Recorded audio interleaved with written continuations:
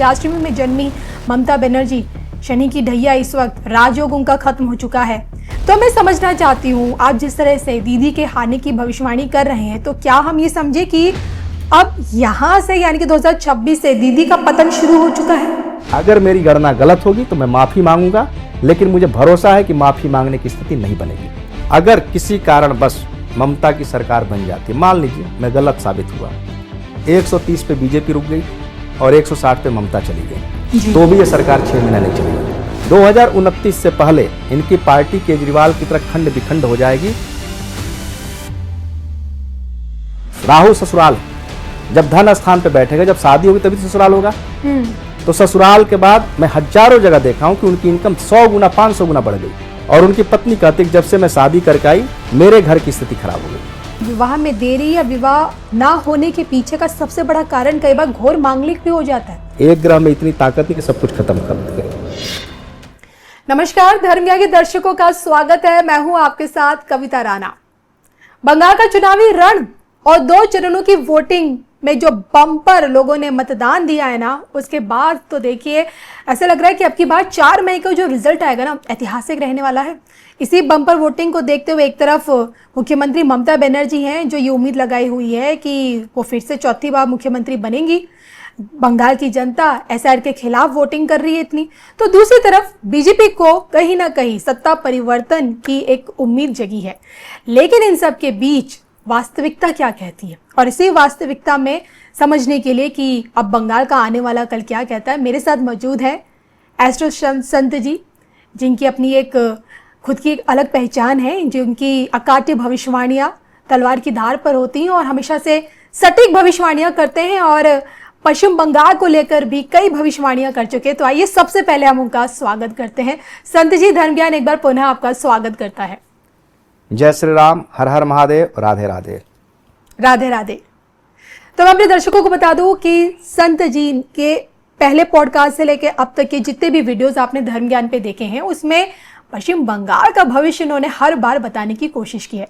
संत जी ने ही पहली दफा तलवार की धार पर इस बात की भविष्यवाणी कर दी थी कि आप देखेंगी कि इस बार के चुनाव में ममता दीदी हारेंगी, और ना सिर्फ हारेंगी बल्कि अपनी भवानीपुर सीट से हार जाएंगी। शुभेंदु अधिकारी मुख्यमंत्री बनते हुए नजर आएंगे, और सबसे बड़ी बात कि सीटों को लेकर जो जादुई आंकड़ा है वो भी भाजपा पार करते करते 180 सीटों पर हमें नजर आएगी। और उनकी इन्हीं भविष्यवाणियों के बीच अब की बार का जो ये चुनाव है, ये अब आगे और क्या कुछ दिखाने वाला है, 4 मई की तस्वीर तक क्या कुछ अभी अभी देखना बाकी, इस पर बात करेंगे। आज बात हम ज्योतिष पे भी करेंगे, बात हम करेंगे कि मंगल, शनि, गुरु जो हमारे 9 ग्रह हैं उनको लेकर की उनकी तस्वीर क्या कहती है।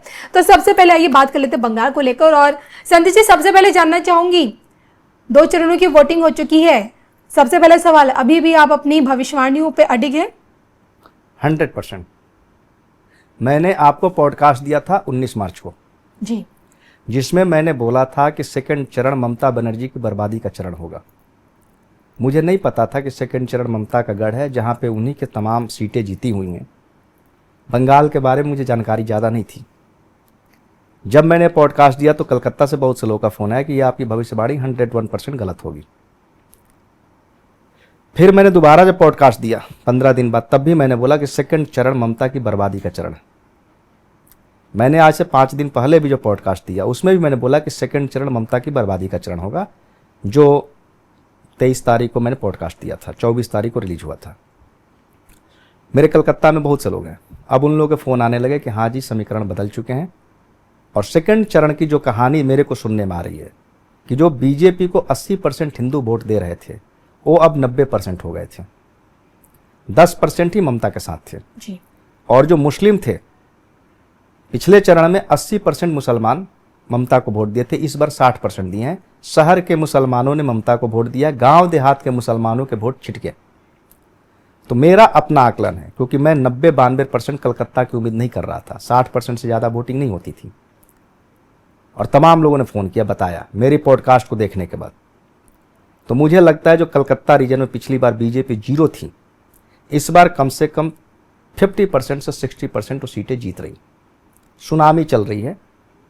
मैंने पिछले पॉडकास्ट में 160 से 165 सीट बीजेपी को बोला था और 130 ममता को।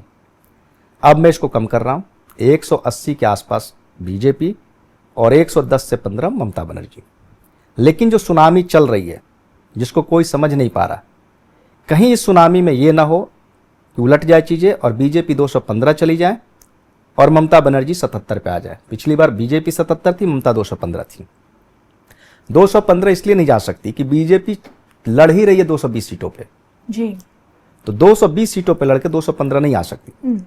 80% सीट कंफर्म जीत रही है बीजेपी, ज़्यादा से ज़्यादा 85%।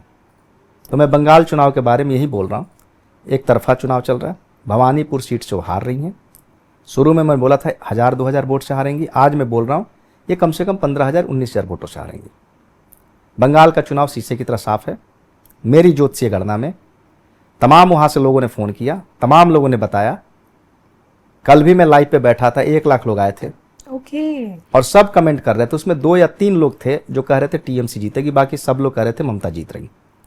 तो मैं किसी सर्वेक्षण पे नहीं जा रहा, एग्जिट पोल पे नहीं जा रहा, मैं ज्योतिषीय गणना पे जा रहा हूँ और साथ में वहाँ के लोग जो मुझे कॉल मैसेज करते हैं उनके आधार पर बोल रहा हूँ। 2021 में कोई नहीं कहता था कि बीजेपी आ रही है। मेरी जितने लोगों से बात होती थी कोई नहीं कहता था। इस बार सेकेंड फेज से 2 दिन पहले से सब लोगों ने बोलना चालू कर दिया बीजेपी आ रही है, बीजेपी आ रही है। कलकत्ता में 90% वोटिंग होना ये बहुत बड़ी बात है। टोटल हिंदू अपने घरों से निकले हैं। ये लहर है 180 से कितना आगे जाएगी मैं नहीं जानता। मैं 2 भविष्यवाणियों पे आज भी अडिग हूँ, 160 से 65 कन्फर्म बीजेपी, 130 से अधिक ममता नहीं जाएंगी। सुनामी है तो 180 भी क्रॉस कर सकती है बीजेपी और वो 110 से नीचे आ सकती है। चलिए, आपने सीटों को लेकर तो एक बिल्कुल तस्वीर बिल्कुल स्पष्टता के साथ साफ कर दी। और सबसे बड़ी बात यह है कि अब तक तो आप अपने चैनल पर लाइव बैठते हैं, लेकिन आपकी अगर ये भविष्यवाणी सत्यता की कसौटे पर नजर आती है तो मुझे उम्मीद है कि 4 मई को जब आप धर्म ज्ञान पे मिलेंगे तो वो रिकॉर्डेड नहीं होगा, बल्कि आप धर्म ज्ञान के दर्शकों से लाइव स्ट्रीमिंग से ही जुड़ेंगे और मैं उम्मीद भी करूंगी। लेकिन फिलहाल तो देखिए, आप जब शुरुआत में भविष्यवाणी कर रहे थे तो आप पीएम मोदी जी की कुंडली को आधार रख कर रहे थे, लेकिन फिर आपने बताया कि आपको ममता दीदी की भी कुंडली मिल गई है, शुभेंदु अधिकारी जी की भी मिल गई है। फिर आप ही का ये सबसे बड़ा खुलासा है कि दुर्गाष्टमी में जन्मी ममता बनर्जी, शनि की ढैया इस वक्त राजयोग उनका खत्म हो चुका है। तो मैं समझना चाहती हूँ, आप जिस तरह से दीदी के हारने की भविष्यवाणी कर रहे हैं, तो क्या हम ये समझे कि अब यहाँ से यानी कि 2026 से दीदी का पतन शुरू हो चुका है? इनका राजयोग समाप्त हो चुका है। ये सरकार जाएगी, साल भर के अंदर पार्टी टूटेगी और लोकसभा चुनाव से पहले इनकी भूमिका खत्म हो जाएगी।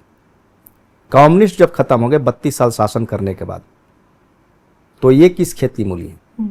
और ये अकेली 2011 में कम्युनिस्टों को हराई थी, न इनके पास धन था न बल था जी।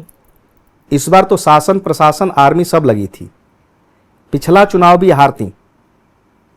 इन्होंने लूट खसोट भयग्रस्तता पैदा करके हर तरफ से चुनाव और माहौल बनाया कि बीजेपी नहीं आ रही, तो बीजेपी का वोटर बीजेपी का नहीं निकला। इस बार वो सब चीजें गायब है। मेरा अनुमान है कि ममता बनर्जी 38 से 40% वोट ला रही हैं और बीजेपी 48 से 50%। और ये 10% वोट का जो फर्क है, ये सीटों में मिनिमम 100 सीटों का फर्क होगा। मैंने बोला था अपने लाइव पे जी कि कल के चुनाव में हिंसा होगी। कल का दिन अच्छा नहीं था, ममता के लिए अच्छा नहीं था जी। और मैं बार बार दोहरा रहा था कि कल ममता बनर्जी के लिए एक खतरनाक फेज होने जा रहा है, जो उनका सबसे स्ट्रांग फेज था। और कल हिंसा हुई है, अलग बात है मृत्यु नहीं हुई, लेकिन कल हिंसा की छिटपुट घटनाएं चलती रही। तो मैं कोई भी भविष्यवाणी जब करता हूं तो कोशिश करता हूं कि वो भविष्यवाणी सत्य के आसपास हो जी। और क्रिस्टल क्लियर हो, स्पष्ट हो। ऐसा ना हो कि मैं घुमा फिरा के ऐसी बात बोलूं कि कल बीजेपी हारती है तब भी मैं कहूं कि मैं सही बोला था, और ममता जीतती है तब भी मैं बोलूं कि सही बोला था। मैं साफ साफ डंके की चोट पर 15 मार्च को बोला था, जो 19 मार्च को मेरी पॉडकास्ट आई थी, कि ममता बनर्जी चुनाव हार रही हैं। भवानीपुर सीट से 1000 वोट से हारे या 2000 वोट से। अब भवानीपुर में कम से कम 15,000 वोट से आ रही। उस समय मैंने मिनिमम 160-65 सीट बोली थी, आज मैं 180 से ऊपर बोल रहा हूं। एग्जिट पोल जो बोले, मैं एग्जिट पोल को नहीं मानता, एग्जिट पोल गलत साबित होता है। लेकिन किसी भी एग्जिट पोल ने एक को छोड़कर ममता को नहीं जिताया है। पिछली बार 2021 में सिर्फ 2 एग्जिट पोल थे जिन्होंने बीजेपी को जिताया था, बाकी सबने बीजेपी को हराया था जी। तो 2-3 दिन में पूरी पिक्चर क्लियर हो जाएगी। 4 तारीख को हम फिर मिलेंगे, 2 बजे तक सारी पिक्चर क्लियर हो जाएगी। सरकार बीजेपी बनाएगी, चाहे जितनी भी खराब स्थिति हो। मैंने एक प्रेडिक्शन दिया था, किसी सज्जन ने पूछा बंगाल से कि अगर बीजेपी हार गई तो यस, बड़ा आप सवाल। क्या करेंगे।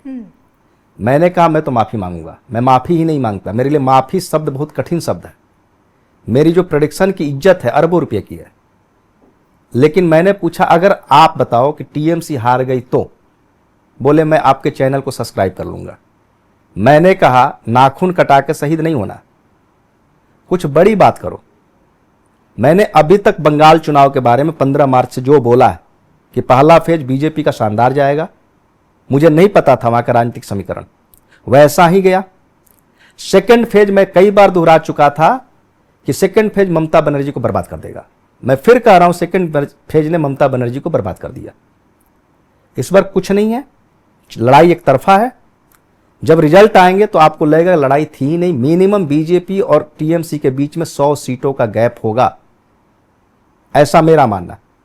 मतलब टीएमसी 100 सीट कम हो रही है, 215 से 100 कम हो रही है, और बीजेपी 77 से 177 चली जाए तो मुझे आश्चर्य नहीं होगा। ऐसा नहीं कि बीजेपी और टीएमसी के बीच में 100 सीटों गैप होगा। पिछले बार से टीएमसी 100 कमाएगी और पिछली बार से बीजेपी 100 सीट ज्यादा जा रही है। बिल्कुल। और जैसे कि अगर आपकी भविष्यवाणी अगर 1% भी अगर गलत साबित होती है तो सबसे बड़ा सवाल ये भी बनता है कि अगर अब की बार मोदी की पूरी मोदी सरकार अगर इस बार बंगाल में कमल खिला पाने में अगर नाकाम साबित होती है, दीदी पुनः जीत जाती है, तो क्या हम ये समझे कि 29 में क्या हमें फिर से मोदी जी प्रधानमंत्री के तौर पे दिखेंगे या कुछ बड़ा उलटफेर हो सकता है? देखिए 29 में भाजपा के लिए जीतना आसान नहीं होगा। मैंने जो प्रेडिक्शन दिए हैं इस तरह के किसी व्यक्ति ने प्रेडिक्शन नहीं दिए। लोग घुमा फिरा के बोलते हैं। चैनल वालों का मेरे पास फोन आया कि आप हमारे लिए बोल दीजिए, ज्योतिष हटा करके। मैं सीधा सीधा बोलता हूं एकदम बिना लाग लपेट के, कि ताकि बेवकूफ व्यक्ति को भी समझ में आए। अगर किसी कारण बस ममता की सरकार बन जाती है, मान लीजिए मैं गलत साबित हुआ, 130 पे बीजेपी रुक गई और 160 पे ममता चली गई, तो भी ये सरकार 6 महीना नहीं चलेगी। ओके। तो भी ये सरकार 6 महीना नहीं चलेगी। ममता का राजयोग समाप्त हो चुका है। तो आप ये कह रहे हैं कि अगर आपकी भविष्यवाणी गलत हो जाती है, ममता फिर से मुख्यमंत्री भी बन जाती है, तो अपना कार्यकाल पूरा नहीं कर पाएंगी। मैंने कहा अगर मैंने 100% गलत साबित हुआ, 130 पे बीजेपी आकर रुक गई, भ्रष्ट स्थिति जी, जो नहीं हुआ। मैंने कहा सेकंड फेज में हो सकता है कुछ ऐसा भ्रष्ट हो जाए, कोई ऐसी मृत्यु हो जाए जिससे पूरा पलटन बदल जाए। जैसे राजीव गांधी की मृत्यु के बाद कांग्रेस एक तरफा जीती थी, यस, वैसा कुछ हुआ नहीं। मैंने कहा अगर इस तरह कुछ होता है तो भ्रष्ट स्थिति में बीजेपी 130 और ममता 160। अगर मान लीजिए कि यही रिजल्ट आता है 160 ममता 130 बीजेपी, तो भी ममता बनर्जी 6 महीना मुख्यमंत्री नहीं रह पाएंगे। 2029 से पहले इनकी पार्टी केजरीवाल की तरह खंड बिखंड हो जाएगी। इनका राजयोग समाप्त हो चुका है। 2029 में पतन दिखेगा और जो थोड़ी बहुत पार्टी बची रहेगी वह 2031 में कम्युनिस्ट की तरह कांग्रेस की तरह हाल हो जाएगी। वहां पे कम्युनिस्ट रहेंगे, कांग्रेस रहेंगे, ममता रहेंगी, कुछ मुस्लिम पार्टियां रहेंगी, वो अपने मुस्लिम वोटों का बंटवारा करती रहेंगी। बीजेपी हिंदू वोट पे एक छत्र राज्य करती रहेगी, असम की तरह। असम में 30% से ऊपर मुस्लिम 15 साल से हुकूमत कर रही है जी। तो उसी तरह से बंगाल में हिंदू वोट पर बीजेपी हुकूमत करती रहेगी, मुस्लिम वोटों का बंटवारा होते रहेगा। अब अगर आपकी देखिए भविष्यवाणी अकाट्य साबित होती है, तो क्या मैं ये समझूं कि बंगाल जीतने के बाद ही पीएम मोदी 400 पार का जो उनका ख्वाब था उसे पूरा कर पाएंगे? देखिए पिछली बार तो उनके ग्रह नक्षत्र कमजोर थे। मैंने पिछली पॉडकास्ट में आपको बोल रखा है कि इस बार भविष्यवाणी कर दी थी कि 400 पार नहीं कर पाएंगे मोदी। इस बार मोदी का समय 2027 मई से 2030 अच्छा, तो आराम से बीजेपी अपने दम पे 340, 45, 50 सीट ला देगी। उसके पूरे एनडीए मिलाकर 400 क्रॉस कर जाएगी, ऐसा मेरा मानना है। तो इस बार लोकसभा में कोई लड़ाई नहीं होगी। और रही बात मैंने जो प्रेडिक्शन दिए, कल हमसे एक सज्जन ने पूछा आधार क्या है। मैंने कहा युद्ध पर मैंने बोला था 15 मार्च को जी, युद्ध बंद होने के कहीं आसार नहीं थे। मैंने बोला था 10 अप्रैल से युद्ध बंद होते होते 15 अप्रैल तक बंद हो जाएगा। युद्ध बंद हुआ था 8 अप्रैल को और आज तक नहीं हो रहा जी। रोज युद्ध की आशंका थी। मैंने बोला अब नहीं होगा अगले 4-6 महीना। बंगाल पे मैंने बोला 15 मार्च को कि फर्स्ट फेज बीजेपी का शानदार जाएगा। चलो हो सकता है कि मैं फर्स्ट फेज के बारे में जानकारी रखता हूं। फर्स्ट फेज का चुनाव हुआ था, मिथुन राशि का चंद्रमा था, चंद्र गुरु का संबंध था, चंद्रमा बृहस्पति के नक्षत्र में था, यह अच्छा था, तो लोग सनातन के प्रति उमड़े। सेकेंड फेज में कन्या राशि का चंद्रमा था, चंद्रमा को शनि मंगल की दृष्टि मिल रही थी। मैंने कहा उत्पात होगा, हिंसा होगी और ममता बनर्जी के लिए घातक होगा, क्योंकि ममता बनर्जी की शनि की ढैया चल रही है जी। और धनु राशि से कन्या राशि जो होती है दशम पड़ती है और 10वें घर पर शनि मंगल की दृष्टि जा रही है। तो जब मेरी पीछे की बातें सच हैं तो आपको यह मानना पड़ेगा 99.99% कि जो आगे वाली बातें वो भी अक्षरशः सत्य होंगी। जिसने प्रतिदिन सूरज को उदय होते देखा है वो तो विश्वास रखता है कि सूरज उदय हुआ है, लेकिन जो रात में पैदा होगा उसको भरोसा नहीं होगा सुबह सूरज उदय होगा कि नहीं होगा। तो मुझे 200% विश्वास है। मैंने पॉडकास्ट में बोला था कि अगर बीजेपी की इस बार सरकार नहीं बनती है तो मुझे दुनिया का 8वां आश्चर्य लगेगा, और यह बात मैंने आज तक किसी इलेक्शन में नहीं बोली है। दिल्ली के चुनाव बड़ा टफ था, जो मैंने आपके पॉडकास्ट में बोला। मैंने बोल रखा था कि दिल्ली में केजरीवाल हार रहे हैं, खुद अपनी सीट से हार रहे हैं।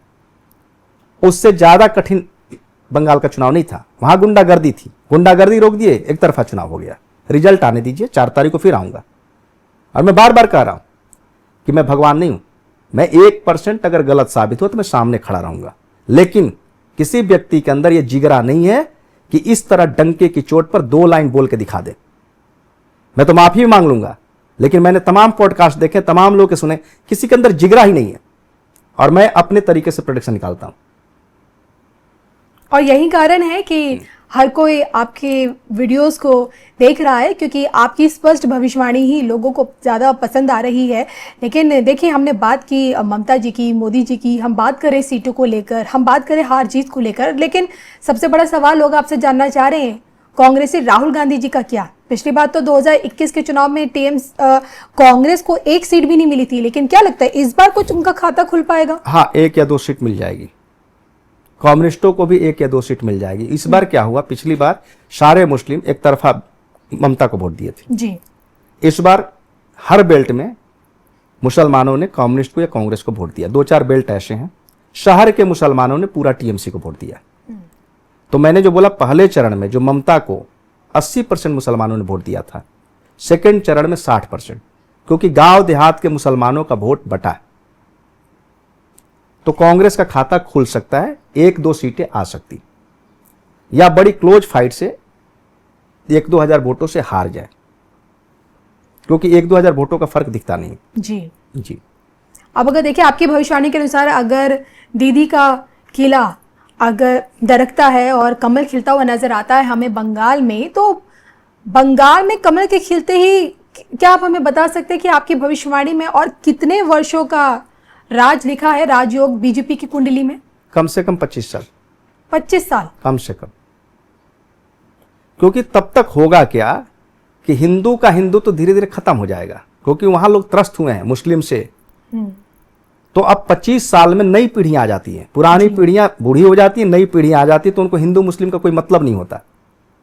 तो इसलिए 25 साल 5 शासन तो करेगी। जैसे गुजरात में 2 पीढ़ियां निकल गई, आज भी गुजरात में एक छत्र राज्य है। गुजरात में अगले 10-15 साल तक एक छत्र राज्य होगा। लेकिन मैंने 25 साल का एक आधार दिया, ऐसा मतलब 25 के बाद हार नहीं जाएगी, हो सकता है वो 50 साल रहे, क्योंकि कई बार मीठा खाते खाते भी आपका मुंह खराब हो जाता है। हिंदुत्व सनातन करते करते भी लोग सोचते अब कुछ नहीं चाहिए जी, क्योंकि जहां लोग मुस्लिमों से त्रस्त हैं वहीं पे सनातन और हिंदू की बात हो रही है, जहां पे त्रस्त नहीं है वहां पे सेकुलर बात हो रही है। इसीलिए गुजरात हिंदू मुस्लिम है, इसलिए हिंदू एक तरफा जीतते हैं। बंगाल भी वही है। तो इस बार 90% हिंदुओं ने दूसरे चरण में, चाहे किसी पार्टी में हो, उसने वोट अपने बीजेपी को दिया। चलिए भाजपा को भी अपने भविष्य बता दिया है, और अब आपके जो आने वाले जो पॉडकास्ट होंगे तो मैं उनमें आपसे जानने की कोशिश करूंगी कि आने वाले 25 वर्षों का जो आपने समय बताया भाजपा के नाम, उसमें भारत की क्या तस्वीर देखने को मिलती है। बहरहाल एक अधूरा यही जवाब रह गया था कि 400 पार लगता है आपको बंगाल जीतने के बाद मोदी पूरा कर पाएंगे? हाँ, जरूर हो जाएगा।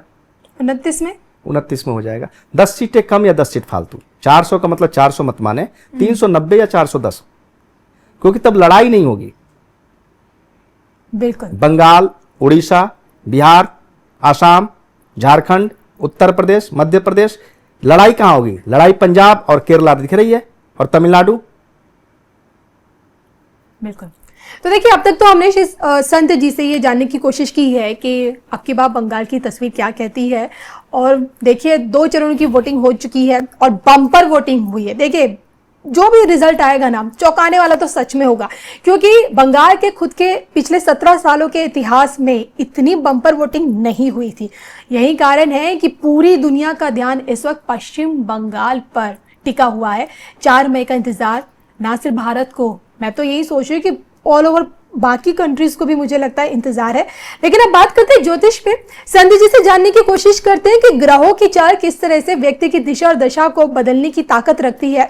और अगर मैं सबसे पहले बात करूं तो मैं शुक्र की बात करना चाहूंगी आपसे, क्योंकि शुक्र जो कि एक लग्जरी प्लैनेट कहा जाता है, भौतिक सुख साधनों का सबसे बड़ा कारक, और कहता है कि कहा जाता है कि व्यक्ति की जिंदगी में विवाह का हो या लग्जरी का हो, शुक्र सबसे बड़ा कारक है। लेकिन जब कहते हैं कि इसके जो पोजीशंस अलग अलग चीजें बताती है, लेकिन 7वें घर का शुक्र, क्या मैं समझूं कि विवाह के लिए कितना इंपॉर्टेंट मायने रखता है? ये बड़ा अच्छा सवाल किए हैं, और मेरी पॉडकास्ट के बाद अक्सर लोग अपनी मैरिटल लाइफ के लिए ज़्यादा सवाल कर रहे हैं। मैं एक नया सा सूत्र बताता हूँ, बड़ा आसान सूत्र है। अगर किसी महिला की जन्म पत्रिका में, खास करके महिला बड़ी सेंसिटिव होती है, विवाह महिलाओं के लिए इंपॉर्टेंट होता है, पुरुष के लिए धन और महिलाओं के लिए विवाह अति इंपॉर्टेंट होता है। जिस महिला की जन्म पत्रिका में कर्क राशि में शुक्र बैठा हो, कहीं भी किसी भी जगह पे कर्क राशि 4 नंबर जहां लिखा होता है वहां पे शुक्र बैठा है, तो वह अपने विवाह में दुखी रहेगी, चाहे उसने लव मैरिज किया हो या अरेंज मैरिज, उससे कोई मतलब नहीं। मेरे पास शादी के बाद 15 साल 20 साल बाद लोग आते हैं, मेरे विवाह अच्छा नहीं है, विवाह चल रहा है, क्योंकि वो विवाह को एंजॉय नहीं कर पाए, विवाह में खुश नहीं रही। तो कर्क राशि का शुक्र पहला नंबर, एक छोटा सा रूल है कि कर्क राशि में जिसका भी शुक्र है वह अपने विवाह में एंजॉय नहीं करेगा। अगर पुरुष की भी जन्म पत्रिका में है तो आज के वक्त में डिवोर्स होने की संभावना है, क्योंकि पहले लोग कंप्रोमाइज मैरिज जीते थे, आजकल कोई कंप्रोमाइज नहीं जी रहा जी। जिस व्यक्ति की जन्म पत्रिका में, पुरुष हो या स्त्री, अगर 8वें घर में शुक्र बैठा हो तो उसका विवाह विलंब से होगा। 100 में 90 जगह, 100 जगह नहीं, क्योंकि कई बार शुक्र चलित में 7वें घर में चला गया या 9th में चला गया। अगर वो एक्चुअल में 8वें घर में है, विवाह विलंब से होगा। 10, 12, 15 साल लग जाते विवाह को होने में। अगर 25 साल से कोई शादी का प्रयास कर रहा है तो हो सकता है 32 में हो, 35 में हो, 38 में हो। मेरे पास बहुत से लोग आते हैं, 8वें घर का शुक्र है, पुरुष का है, पिछले 1965 के दशक के लोग आते हैं। मैं पूछता हूं कि आपकी शादी लेट हुई थी? बोले हाँ 29 साल में हुई थी। जिस समय शादी 22, 23, 24 में हो जाती थी। मैं एक बुजुर्ग लेडीज की कुंडली देख रहा था, उनका भी शुक्र 8वें घर में बैठा था। मैंने पूछा आपकी शादी लेट हुई थी? बोले हाँ जी, हमारी शादी हुई थी 23 साल में। तो मैंने बोला 23 साल तो छोटी उम्र थी। बोले नहीं, हमारे ज़माने में 14, 15, 16 में शादियां हो जाती थी। 20 तक जब शादी नहीं हुई तो मैंने कहा कोई भी लड़का मिले, बस वो लड़का होना चाहिए, आप मेरी शादी कर दो। क्योंकि 23 साल बोले कि हमारे साथ की पढ़ने वाली सारी बच्चियों की शादी हो चुकी थी और सबके बच्चे हो चुके थे, तो मुझे बड़ा खराब लगता था। तो 8वें घर में शुक्र विवाह विलंब से देता है। कर्क राशि का शुक्र मैरिज लाइफ को खराब करता है, और कोई भी रूल 100 में 100 लागू नहीं होता। रूल अगर 80 से 90% जगह पे लागू हो गया, अगर 100 जन्म पत्रिका उठाए 80-90 जगह लागू हुआ तो रूल है। शुक्र की भूमिका मैरिज लाइफ के लिए बहुत अच्छी होती है। देखिए, ये तो आपने समझाया कि शुक्र की भूमिका मैरिज लाइफ के लिए अच्छी होती है, और मैरिज लाइफ से ही जुड़ी होती है आपकी संतान प्राप्ति वाला सुख। और देखिए, आपसे एक सवाल है कि आए दिन हम देखते हैं कि लोगों के बच्चे होने में कहीं ना कहीं देरी हो रही है, कोशिश कर रहे हैं लेकिन बच्चा नहीं हो रहा है। तो इस देरी का क्या कारण होता है? इसके पीछे कौन कौन से फैक्टर्स आप देखते हैं कुंडली में? देखिए, जब से मेडिकल साइंस आया तब से मैंने संतान पे बोलना बंद कर दिया। कल ही मेरे पास एक सज्जन फोन किए कि हमारे बेटे की 4 साल शादी हो गई, बच्चा कब होगा जी। मैंने उस कुंडली में देखा, मुझे बच्चा दिख रहा था शादी के 11 महीने के अंदर। मैंने पूछा कि इसमें ज्योतिष काम नहीं करेगा? इसमें आपके बच्चे की कुंडली में संतान के 100% योग है। अब आपके बच्चे ने प्लानिंग प्रयास ही नहीं किया। पहले ऐसा नहीं होता था, पहले शादी के 3 महीना के अंदर गुड न्यूज आ जाती थी, मोहल्ले के लोग पूछते थे कोई अच्छा समाचार है। अगर 3 महीने में नहीं आती थी तो 4 महीने से कमेंट होने लगते थे, और 6 महीना बाद लड़के का जीना दुर्लभ हो जाता था, और लड़की को सास बड़ी डिस्टर्ब करती थी। जी जी। आजकल लोग प्लानिंग कर रहे हैं, तो जब 200% मजबूत योग बनते हैं तो संतान हो रही है। पहले 50% योग पे भी संतान हो जाते थे। बहुत कम कुंडलियां ऐसी होती जिसमें लिखा होता है कि संतान शादी के 4-5 साल बाद होगी। अगर शनि राहु 5वें बैठे हो या केतु 5वें बैठा हो तो उनको संतान लेट होगी, 1-2 मिसकैरेज के बाद संतान होगी या शादी के 5 साल बाद संतान होगी। गांव में पहले लोगों को 5-5 साल बच्चे नहीं होते, 10-10 साल नहीं होते, उपाय करते थे, पूजा पाठ करते थे जी, तब होता था, लेकिन वो प्रयास पहले दिन से करते थे। तो जिस कुंडली में 5वें घर में राहु बैठा हो, शनि केतु बैठे हो, शनि राहु बैठे हो, उनको संतान शादी के 4-5 साल बाद होगी। लेकिन जिनकी कुंडली में संतान के बड़े मजबूत योग हैं, उन लोग को भी देख रहा हूं जो पढ़े लिखे लोग हैं, नौकरी कर रहे हैं, लड़कियां जो नौकरी कर रही हैं, वो लोग प्लानिंग करते हैं अपनी कंफर्ट जोन में जाके। जब 200% संतान के योग बनते हैं तो उनके अंदर धीरे धीरे विचार पहनते हैं। तो मैं संतान के बारे में मेडिकल साइंस जब से उपलब्ध हो गया, मैंने बोलना बंद कर दिया कि कब होगा। अगर व्यक्ति नेचुरल है तो मैं जरूर संतान का समय बता दूंगा कि इस समय आपके संतान होंगे। जब विवाह का समय बताता हूं, विवाह होते हैं, तो संतान का समय बताऊंगा तो संतान क्यों नहीं होगा। लेकिन वहां पे वो बातें गलत हो रही हैं क्योंकि प्रयास ही नहीं कर रहे हैं। गार्जियन परेशान है, बच्चियों की कुंडली में शादी का योग चल रहा है, बच्चियां शादी के लिए तैयार नहीं है। गार्जियन को मैं बता रहा हूं क्योंकि बच्ची कहीं ना कहीं इन्वॉल्व है अफेयर में। जब उसका अफेयर टूटता है तब उसको लगता है मुझे शादी करनी है। उसी तरह संतान की जब प्लानिंग आप नहीं करोगे मेडिकल इक्विपमेंट के द्वारा, तो ग्रह योग बनने के बाद भी और गार्जियन के पूछने के बाद भी संतान कहां से होगी। तो इसलिए स्पष्ट मैं नहीं संतान के बारे में बता सकता।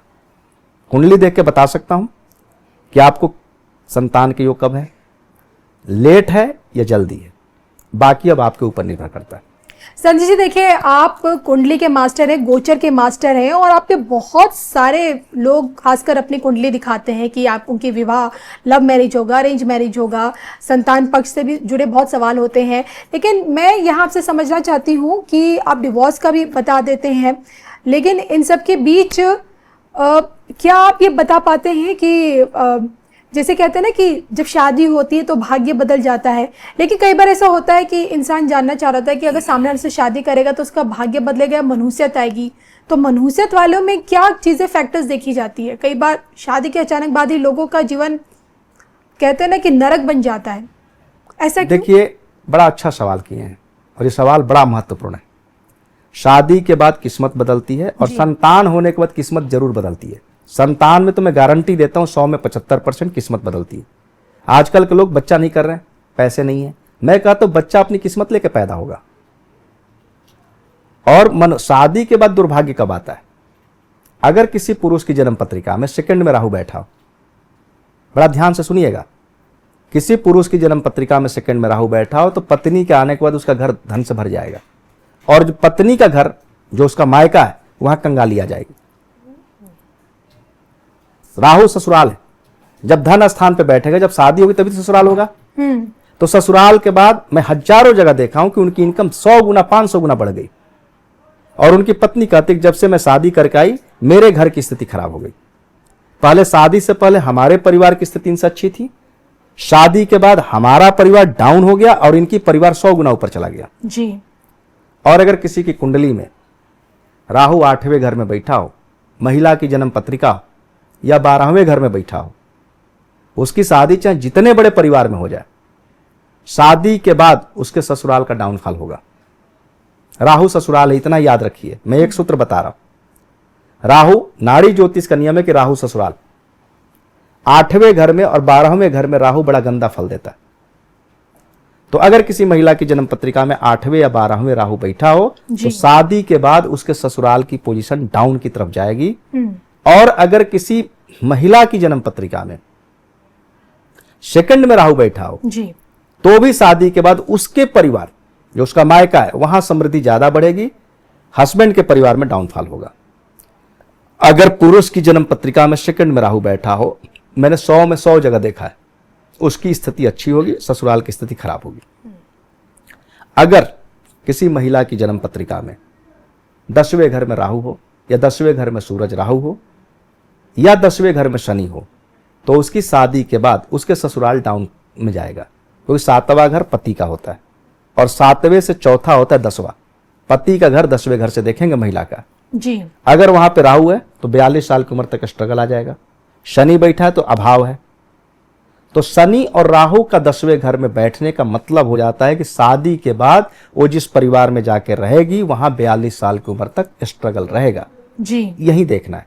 जिस महिला की जन्म पत्रिका में राहु अच्छी जगह प्लेसमेंट हो, तीसरे हो, छठवें हो, चौथे भी कोई दिक्कत नहीं है, भाग्य में भी कोई दिक्कत नहीं है, 11वें हो, तो वह शादी के बाद उसकी लग्जरी और समृद्धि बढ़ती है। और ये नाड़ी ज्योतिष में लिखा गया है कि राहु ससुराल है, बाकी कहीं आपको नहीं सुनने को मिलेगा। जैसे नाड़ी ज्योतिष में बोला गया केतु बेटा, जी। बुध बेटी है। एक एक कारक को पकड़ने के लिए हमको अलग अलग ग्रंथ पढ़ने पड़ते हैं। सिर्फ मैंने नाड़ी ज्योतिष में, नाड़ी ज्योतिष 72 प्रकार की है, मैंने एक नाड़ी ज्योतिष की पुस्तक पढ़ी जिसमें लिखा था कि राहु ससुराल है, और मैंने इस रूल को लगाना चालू किया और हर जगह सही साबित हुआ। तो राहु अगर अच्छा है तो शादी के बाद समृद्धि बढ़ेगी, राहु खराब है तो शादी के बाद समृद्धि खत्म होगी। सेकंड राहु जरूर याद रखें, लड़के की कुंडली में तो शादी के बाद वो धनवान बनेगा, उसकी ससुराल गरीब होगी। लड़की की कुंडली में सेकंड में राहु है तो शादी के बाद उसका परिवार समृद्ध होगा और ससुराल गरीब होगी।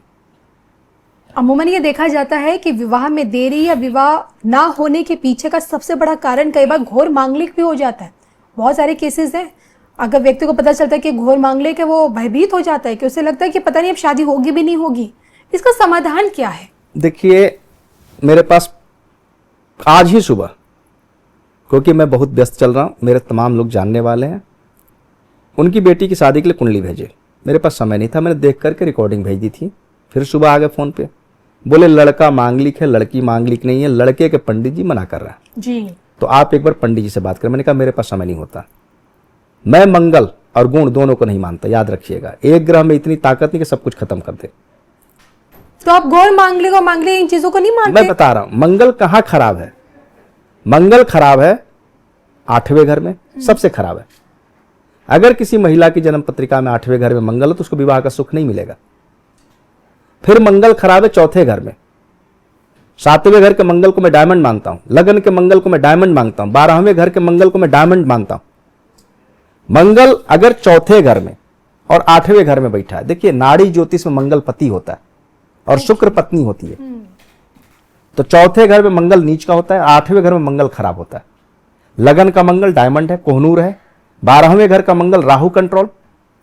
ये राहु का जो रूल बताया, अगर किसी लेडीज की जन्म पत्रिका में 12वें मंगल हो तो उसका राहु ठीक हो गया जी। फिर 7वें मंगल भी ठीक है, थोड़े आर्गुमेंट होंगे, बहस होगी, गुस्सा रहेगा। 4थे और 8वें मंगल को मैं खराब मानता हूं। जी। अब कोई कुंडली में शुक्र बहुत अच्छा, जी। शुक्र है मैरिज लाइफ, याद रखिएगा। शुक्र अगर अच्छा है तो मैरिज लाइफ अच्छी जाएगी। ये मंगल के कारण मैरिज लाइफ खराब नहीं होगी। पहले शादियां 12-13 साल में होती थी, बीमारियां आती थी, हैजा, चेचक, प्लेग, लोग मर गए, विधवा की दूसरी शादी नहीं होती थी। इसलिए पुराने जमाने से मंगल का डर है। आजकल जो डिवोर्स हो रहे हैं ये भी तो मृत्यु है। तो आजकल, और दूसरा नंबर, विवाह के योग कई बार आते हैं।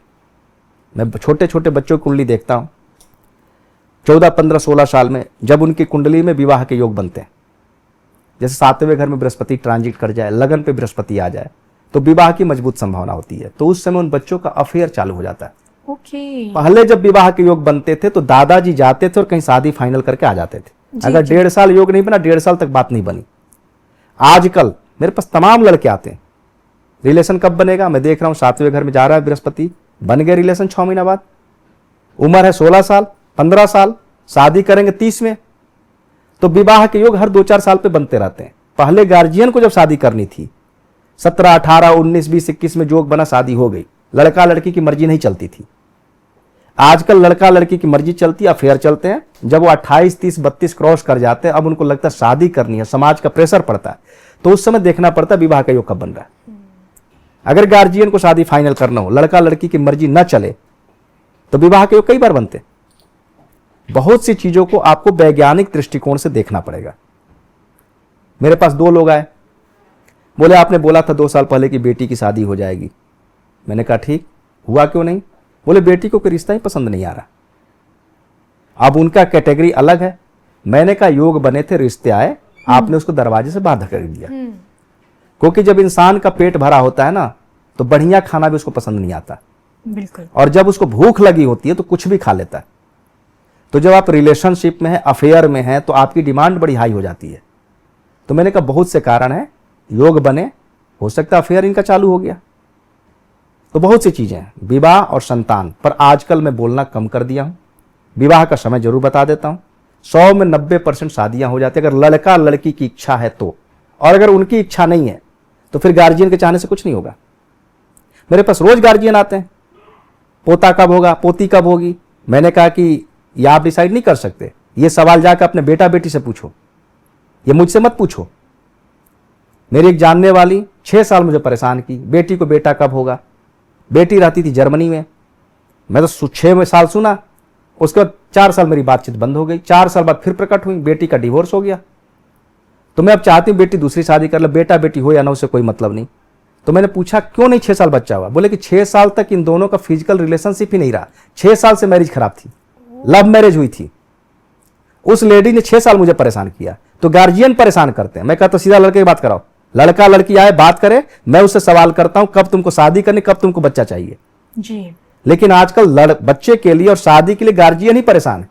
जितना प्रेशर ज्योतिषी के ऊपर डालते हैं उसका 10% अगर बच्चों के ऊपर डाले, समस्या ही खत्म हो जाएगी। फिर भी मैं शादी के बारे में एक्यूरेसी देता हूं और 90-95% उस समय बच्चे शादियां हो जाती है। बच्चों का मैं नहीं करता, क्योंकि ना लड़का मेरे सामने होता ना लड़की मेरे सामने होती। जब ये दोनों होते हैं तो मैं इनको कस के डांटता हूं, या तो मेरी बात तो मान जाते हैं या फिर दोबारा मेरे पास नहीं आते। हर जगह पे ज्योतिष मत लगाइए जी। कई जगह पे है, व्यवहारिक रूप से देखिए रिजल्ट क्या आ रहा है। अगर आप प्रयास करने के बाद भी आपकी शादी नहीं हो रही और प्रयास करने के बाद भी संतान नहीं हो रही, तो वहां ज्योतिषीय गणना की जरूरत है। ईश्वर बोलते हैं कि तुम मेरे पास आओ, अपनी समस्या बताओ, मैं नहीं बोलूंगा। मेरी वाणी सुननी हो तो किसी अच्छे विद्वान ज्योतिषी से जाके पूछ लो, मेरी वो वाणी है, देव वाणी बोली गई ज्योतिष को। ये कारण है। बिल्कुल, आपका बहुत बहुत धन्यवाद ये समझाने के लिए कि शादी ना होना, होना, संतान पक्ष और शादी के टिके रहने, इन सब को लेकर ग्रह चाल क्या कहती है। और साथ ही साथ बंगाल को लेकर भी 2 चरण की वोटिंग के बाद आपने वादा किया था कि आप धर्म ज्ञान पे आएंगे, और एक बार फिर से आपने आके तस्वीर एकदम बिल्कुल पिक्चर एकदम क्लियर दिखा दी है। अब बस 4 मई का इंतजार है, और 4 मई को मुझे लगता है आपकी भी सबसे बड़ी अग्नि परीक्षा है आपकी इस भविष्यवाणी का, कि वो इस बार क्या सत्यता की कसौटी पर खरी उतर पाती है या नहीं। मैं 29 तारीख को ही आने वाला था, लेकिन मैंने सोचा कि एग्जिट पोल लोग देख लें जी, क्योंकि लोग कहेंगे एग्जिट पोल देख के बोल रहे हैं। एग्जिट पोल तो अभी मैंने कहा अपने पॉडकास्ट में, अपने लाइव पे, बंगाल के लोग भयभीत थे, बोले क्या होगा 29 को। मैंने कहा 7-8 बजे तक एग्जिट पोल कोई भी 150 से नीचे नहीं रखेगा, तो 180 मान लेना। अगर 140 रखता है तो 160 मान लेना जी। तो मैंने कहा सारे एग्जिट पोल आ जाएं। फिर मैं आज 30 तारीख को ये आपको पॉडकास्ट दे रहा हूं कि मैं राजनीतिक विश्लेषक के तौर पे नहीं बोलता। मैंने शुरू से बोला है, आज भी बोला है, और 4 तारीख को अक्षरशः 2-4 सीटें कम की मैं गारंटी नहीं दे रहा। भ्रष्ट स्थिति में भी बीजेपी बहुमत में रहेगी। सुनामी चल रही है, कहीं 180 क्रॉस ना कर जाए। और 99.99%, क्योंकि मैं भगवान नहीं हूं, लेकिन आज तक मेरी राजनीतिक भविष्यवाणियां। कल मेरे लाइव पे एक सज्जन बोले कि हरियाणा चुनाव में कांग्रेस को जिता रहे थे, दिल्ली गवर्नमेंट में कांग्रेस को जिता रहे थे, जबकि मैं अभी यूट्यूब पर और मीडिया पे अब आया हूं 1-1.5 महीना से। इससे पहले मैं कभी मीडिया पे नहीं था, मेरा कोई यूट्यूब चैनल नहीं था। मैं अपने लोगों को बताता था। दिल्ली चुनाव मैंने बोला था, जैसे आपको मैंने छूटते बोला कि भवानीपुर ममता हार रही है, 15 मार्च को मैंने बोला था, आप शौक हो गए। उसी तरह मैंने केजरीवाल को बोला कि हार रहे। मैंने प्रवेश वर्मा की जन्म पत्रिका देखी थी, केजरीवाल की जन्म पत्रिका मेरे पास 6 साल से। मैंने बोला इनकी सरकार भी नहीं आ रही, चुनाव हार रहे हैं। हरियाणा पे मुझे किसी ने पूछा नहीं, मैंने हरियाणा पे ध्यान नहीं दिया। जैसे अभी तमिलनाडु पे मेरा कोई ध्यान नहीं है, सिर्फ लोगों ने पूछा, मैंने कहा मुझे जानते ही नहीं, भाषा का ज्ञान नहीं है, कुछ नहीं है। आसाम का मैंने छूटते आपको पॉडकास्ट पे बोला, एक तरफा बीजेपी जीत रही है। तो जब हरियाणा पे मैंने बोला नहीं, दिल्ली पे मैं बोला, दिल्ली में रहता हूं। मैंने अभी तक 4 राजनीतिक भविष्यवाणियां दी है अपने जीवन में।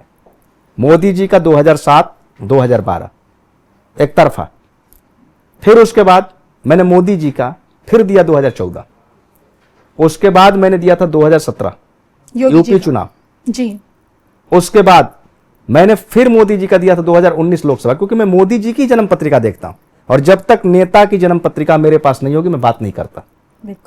2017 मैंने मोदी जी पर दिया, कोई मुख्यमंत्री था नहीं।